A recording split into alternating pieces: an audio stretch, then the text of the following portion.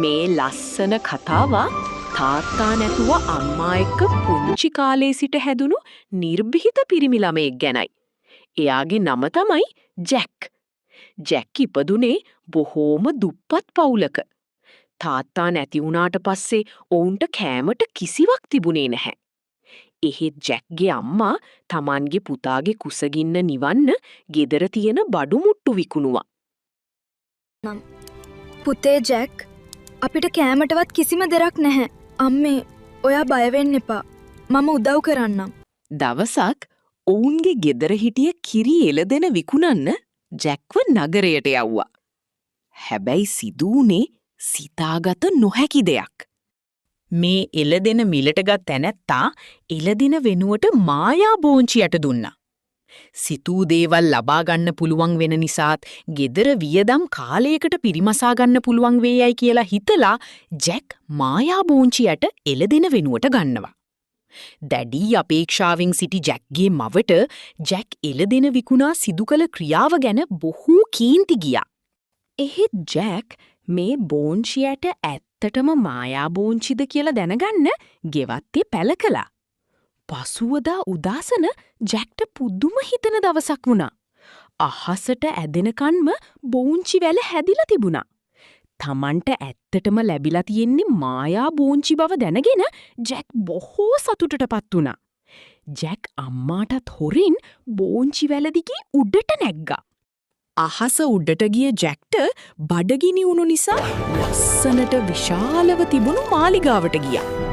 මේ මාලිගාවේ තිබුණු විශේෂත්වය වුණේ මාලිගාව අයිති වුණේ කුඩා ළමයින් ගිලින විශාල යෝධයෙකුටයි. මාලිගාවේ හිටියේ මේ යෝධයයි එයාගේ බිරියයි. ඔවුන් සාමාන්‍ය මිනිසුන්ට වඩා බොහෝ විශාලයි. යෝධයාගේ බිරිය හරිම හොඳයි.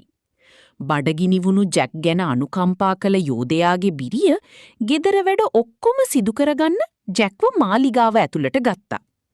ජැක් හරිම උද්‍යෝගයෙන් ගෙදර වැඩ සියල්ලම සිදු කළා. දවල්ට කෑම කන්න යෝධයා මාලිගාවට පැමිණියා. මේ යෝධයා කුඩා දරුවන් සතුන් කෑමට ගැනීමට බොහෝ කැමති. යෝධයාගේ බිරිය ජැක්ව යෝධයාට සොරෙන් හැංගුවා. යෝධයා කෑමගත් පසුව ඔහු සොරකම් කළ රත්තරන් කාසි ගණන් කළා. ඔහුට නොදැනීම යෝධයාට නින්ද ගියා. මෙය බේරීමට හොද්දම අවස්ථාවක් ලෙස සිතා ජැක් යෝධයාට සොරෙන් රත්තරන් කාසි ටිකත් රැගෙන ඉක්මනින්ම ගෙදරට ගියා. ජැක් සිදුවුණු සියල්ලම මවට කිව්වා. මවටත් හරිම සතුටුයි. ජැක් හා මව ඒ රත්තරන් කාසිවලින් අලුත් ඇඳුම් කෑමබීම අරගෙන කාලයක් බොහොම සතුටින් ජීවත් වුණා. කාසි ඉවර වීගෙන එනකොට ජැක් නැවතත් බෝංචි වැලේ නැගලා යෝධයාගේ මාලිගාවට වෙස්වලාගෙන ගියා. යෝධයාගේ බිරියටත් ජැක්ව අඳුරගන්න බැරි වුණා. ජැක් කලින් වගේම ගෙදර වැඩපළ හොඳට කළා. යෝධයා බඩගිනි වෙලා මාලිගාවට ආවා. ජැක් නැවතත් යෝධයාට හසු නොවන ලෙස හැංගුණා. යෝධයාට විශේෂ කිකිලියෙක් හිටියා.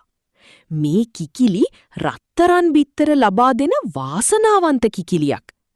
කිකිලිය රත්තරන් බිත්තර යෝධයාට ලබා දෙනු දැක ජැක් පුදුමයටපත් වුණා.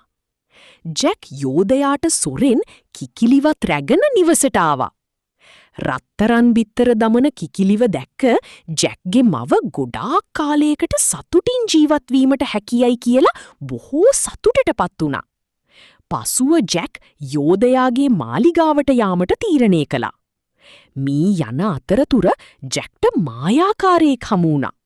ඔහු බොහොම ලස්සන කෙනෙක්. ජැක්ගේ තාත්තාගේ මරණයට යෝධයා සම්බන්ධ බව මායාකාරයාගෙන් දැනගත් ජැක් යෝධයාගෙන් පලි ගැනීමට සිතා නැවතත් වෙස්වලාගෙන මාලිගාව දෙසට ගියා. වෙනදා වගේම යෝධයාගේ බිරිය ජැක්ව මාලිගාවේ ඇතුළට ගත්තා. බඩගිනි වෙලා පැමිණි යෝධයා කෑමගෙන සින්දු කියන වීණාවේ මිහිරි බව වින්දා. මේ වීණාවේ විශේෂත්වය වන්නේ ලස්සන සුරූපී කාන්තාවක් සින්දු කීමය. මේ වීණාවේ මිහිරි බව නිසාම යෝධයාට නින්ද ගියා. වීණාවත් රැගෙන නිවසට යාමට වීණාව අතටගත් ජැක්ට සිදුවූයේ සිතාගත නොහැකි දෙයක්. ජැක් වීණාව රැගෙන පැන යන්න සැරසෙද්දීම ජැක් යෝධයාට හසු වුණා. ජැක් දුටු යෝධයා බොහෝ කේන්ති ගත්තා. ජැක් බියටපත් වී යෝධයාගෙන් බේරීමට ඉක්මනින්ම බෝංචි වැලේ පහලට බැස්සා. කේන්තියෙන්ම යෝධයා ජැක් පසුපස බෝංචි වැලේ පහලට ආවා. යෝධයාගෙන් බේරීමට ජැක් ඉක්මනින් පොරව අරගෙන බෝංචි වැල කැපුවා. යෝධයයි බෝංචි වැලයි දෙකම විනාශ වෙලා ගියා. ජැක්ට මායා බෝංචි දුන් මායාකාරයා නැවතත් එළදෙන ඌන්ට බාර දුන්නා. ජැක් සහ මව සතුටින් බොහෝ කල් ජීවත් වුණා. පුංචි දරුවන්ට මෙවැනි රසවත් ආදර්ශවත් කතා නැරඹීමට සබ්ස්ක්‍රයිබ් කර බෙල් සලකුණ ක්ලික් කරන්න. කතාව හොඳ නම් ලයික් එකක් දාන්න.